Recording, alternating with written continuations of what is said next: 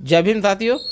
इस वक्त हम हैं गांव मिर्जापुर में और हमारे साथ मौजूद हैं आज़ाद समाज पार्टी आगरा मंडल उपाध्यक्ष राजेंद्र सिंह निमेश मथुरा में।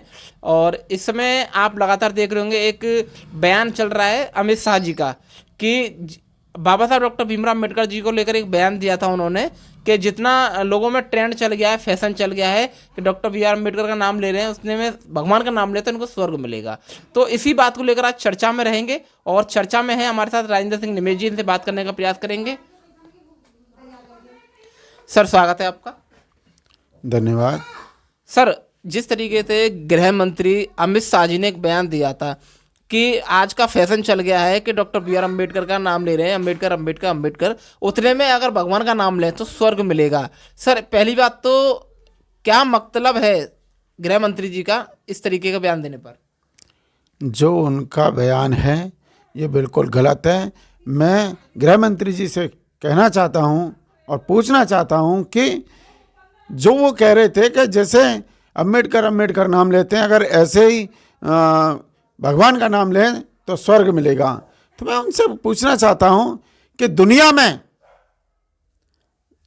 अगर कोई भी चीज़ भगवान ने लिखी हो तो मुझे बताएं। और इनको थोड़ा सोचना चाहिए। जो आप गृह मंत्री हैं, उस पद पर हैं, वह बाबा साहब डॉक्टर भीमराव अम्बेडकर जी की देन है, जिन्होंने संविधान बनाया और उस संविधान की बदौलत आप सर्व पद पर हैं। और भगवान की लिखी हुई कोई चीज़ है ही नहीं दुनिया में। और एक बात और मैं कहना चाहता हूँ कि स्वर्ग, जो जिंदा है उसने स्वर्ग देखा नहीं और मरने के बाद किसी ने बताया नहीं कि मुझे स्वर्ग मिल गया है, तो इनको सोचना चाहिए। ऐसे बयानबाजी कर रहे हैं, ये बेबुनियाद बयानबाजियां।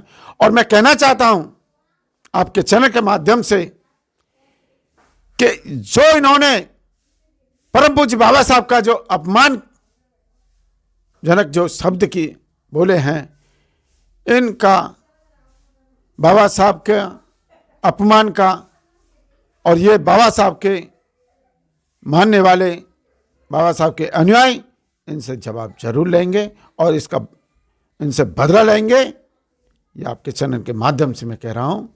देखो, ये जब बाबा साहब को नमन करते हैं और बाबा साहब की तस्वीर लेके चलते हैं, बाबा साहब का नाम लेते हैं, वो सिर्फ वोट के खातिर, क्योंकि जो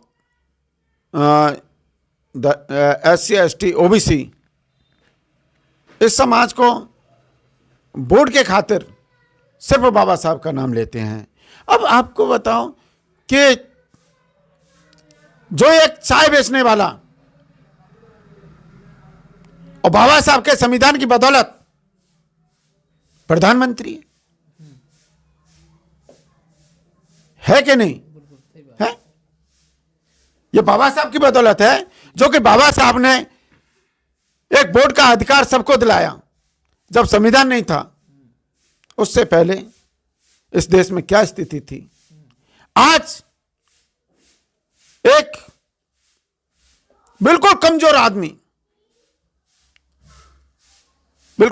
आदमी जिसे कोई नहीं समझता हो, और जो बाबा साहब के संविधान की बदौलत वो भी आदमी एक बड़े स्तर पर पहुंच जाता है।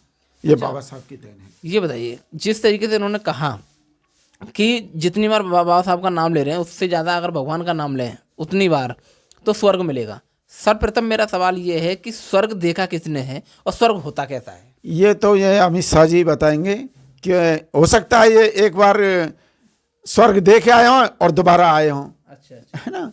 क्योंकि दुनिया में मैंने तो ऐसा कोई आदमी नहीं देखा जिसने स्वर्ग देखा है और स्वर्ग देख करके किसी ने बताया हो कि स्वर्ग मिलता है। जी, ये केवल कल्पना करते हैं कि स्वर्ग में जाएंगे हैं। मैं पहले भी कह चुका हूं कि जिंदे आदमी ने स्वर्ग देखा नहीं है और मरा आदमी कभी बताता नहीं है कि मुझे स्वर्ग मिला या नर्क मिला, कोई बता ही नहीं सकता। तो ये अमित शाह जी किस तरीके से बयान कर रहे हैं कि आप भगवान का नाम लेंगे तो स्वर्ग मिलेगा, क्यों कर रहे हैं ऐसे बयान? इतने बड़े पद पर बैठते हुए ऐसी विचारधारा के आदमी और ऐसी बातें करते हैं, ये मेरी तो समझ में नहीं आता कि ऐसे किस तरीके से लोगों ने इनको चुना। वहीं देखने को मिल रहा है कि मध्य प्रदेश हो, राजस्थान हो, चाहे आंध्र प्रदेश हो, और बहुत से ऐसे राज्य हैं जहां पर अमित शाह जी के बयान को लेकर बहुत ज़्यादा रोष है, बहुत ज़्यादा गुस्सा है। तो लोग इस गुस्से को किस तरीके से काबू करेंगे?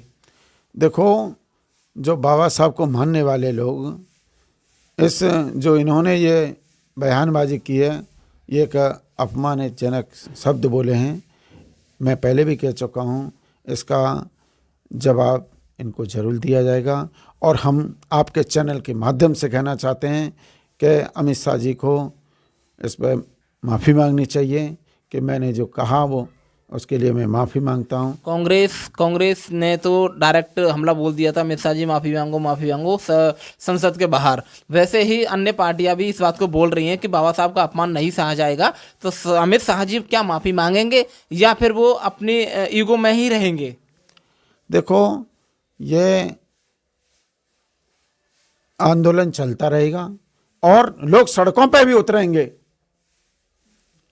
सड़कों पे उतर करके विरोध करेंगे, क्योंकि बाबा साहब के मानने वाले लोग शांत नहीं रहेंगे। इसके लिए मथुरा में भी बहुत बड़ा आंदोलन होगा। मैं आपके चैनल के माध्यम से कह रहा हूं कि बहुत बड़ा आंदोलन करने जा रहे हैं आज़ाद समाज पार्टी और भीम आर्मी। अच्छा, अभी कुछ लोगों ने हमें बताया था कि अमित शाह जी के जैसे बयान बहुत लोगों ने दिए, उल्टे सीधे बयान, लेकिन लास्ट में कुछ समय बाद मामला शांत हो जाता है, शांत होने के बाद उसको इग्नोर कर दिया जाता है। इसका मतलब क्या बाबा साहब का अपमान है? जो अपमान किया अमित शाह जी ने इस तरीके से बोलकर, उसको भी इग्नोर कर दिया जाएगा या फिर इसकी अमित शाह जी को माफ़ी मांगनी चाहिए? माफ़ी मांगनी चाहिए। माफ़ी मांगनी चाहिए, हाँ। अच्छा, अब आज़ाद समाज पार्टी क्या कदम उठाने वाली है आगे? आज़ाद समाज पार्टी बहुत बड़ा कदम उठाएगी मथुरा के अंदर, और ऐसा कदम उठाएगी भीम आर्मी और आज़ाद समाज पार्टी संयुक्त होकर के एक बहुत बड़ा आंदोलन करने जा रही है। जी, बहुत बहुत धन्यवाद सर आपका। तो देख सकते हैं साथियों, यहाँ पे हमारे साथ मौजूद थे आज़ाद समाज पार्टी के आगरा मंडल उपाध्यक्ष राजेंद्र सिंह निमेश जी। तो इनका कहना ये है कि अमित शाह जी को माफ़ी मांगनी चाहिए। उन्होंने जो बयान दिया है वो दलितों पर ठेस पहुंचाता है, और यही लगातार पूरे देश प्रदेश में मैंने देखने को मिल रहा है कि देश प्रदेश में लगातार लोग विवाद कर रहे हैं, इस बात को लेकर डटे हुए हैं कि अमित शाह जी को माफ़ी मांगनी चाहिए कि बाबा साहब डॉक्टर बी आर अम्बेडकर भगवान से भी बढ़कर हैं, दलितों के लिए भगवान से भी बढ़कर हैं। तो इसको लेकर अमित शाह जी क्या माफ़ी मांगेंगे या नहीं मांगेंगे? तो अभी हम हमारे साथ बने रहिए दोस्तों आगे की वीडियो के लिए। तब तक जय भीम, नमो बुद्धाय।